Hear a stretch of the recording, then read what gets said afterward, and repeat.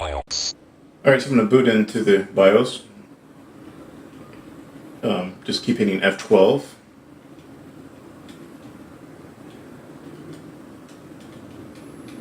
Alright.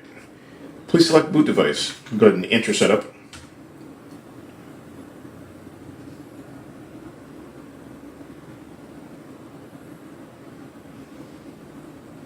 Go ahead and hit F2 or classic mode.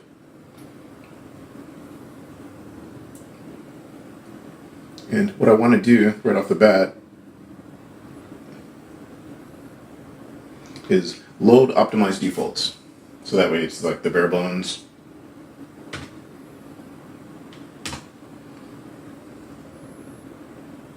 Alright, so I've done all the heavy lifting and I actually saved it. So I'm going to go ahead and load a profile. Down at the bottom here. Alright, so I loaded that. But if you're starting from scratch, here's the things that you need to concern yourself with. Advanced frequency settings. Just leave this here, all this default, but your extreme memory profile, or XMP, profile 1. So there's disabled to profile 1.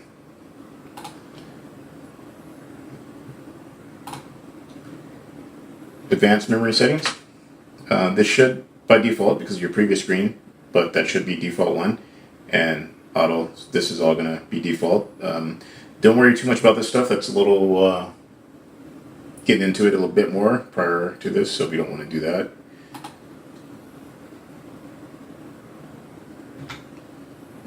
Advanced voltage settings we don't concern ourselves with for this. Let me confirm. No.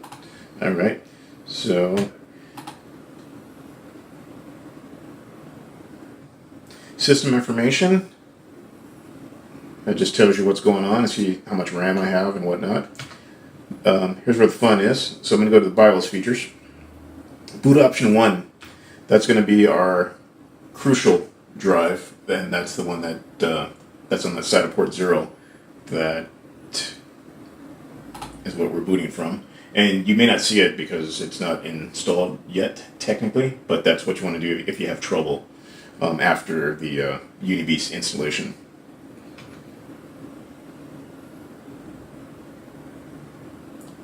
And all these settings here on security option, system, full screen logo. Now that's the Gigabyte logo that pops up at the beginning. That's whether or not you want that. I think it looks kind of cool, so I just go ahead and kept it. Fast boot disabled. Real important here, Windows 8 features other OS. Otherwise it will not work. And take a peek at all these settings, and I'll have this available as a download, the actual graphics screen grabs. Alright, peripherals. Initial display output, that's our video card, and it's in PCI slot 1. And the rest of the stuff you can mess around with, but until you get going, I suggest you not mess with it as far as the colors and all the snazzy stuff. Chipset. Okay, PCH SATA configuration, SATA controller, or eSATA controller, sorry, SATA controller, enabled, and AHCI.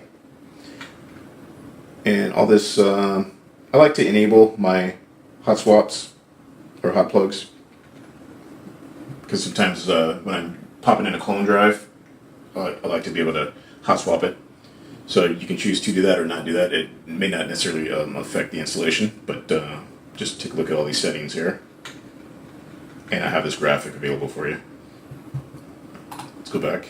Alright, PCH SATA configuration. Same deal. SATA controller enabled. Configuration SATA as AHCI.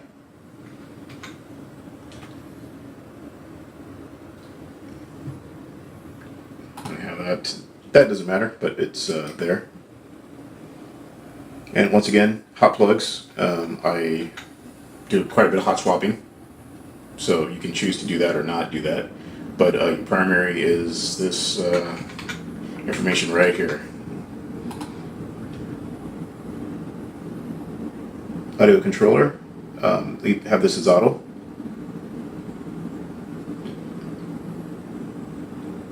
And real important right here is the Intel VT for Direct IO VT-D. This must be disabled, otherwise you're going to have problems.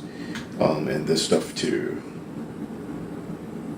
execute disabled bit, this has to be enabled.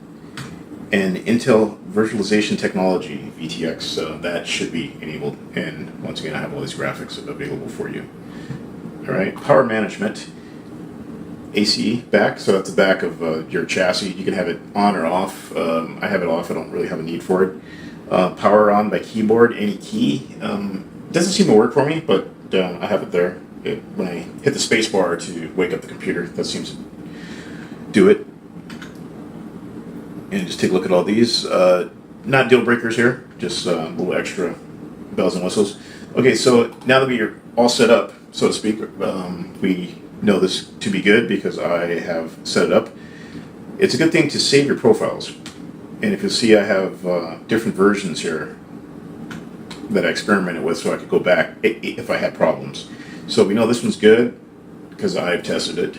And let's go ahead and save to this slot. I already saved it once, but I'm going to save it again. Yosemite YT YouTube. And go ahead and click OK. And then you can just save and exit. Save, exit setup, yes. And it's going to reboot. As far as my video card, I got the Gigabyte GeForce GTX 970. And you may or may not need this legacy USB support.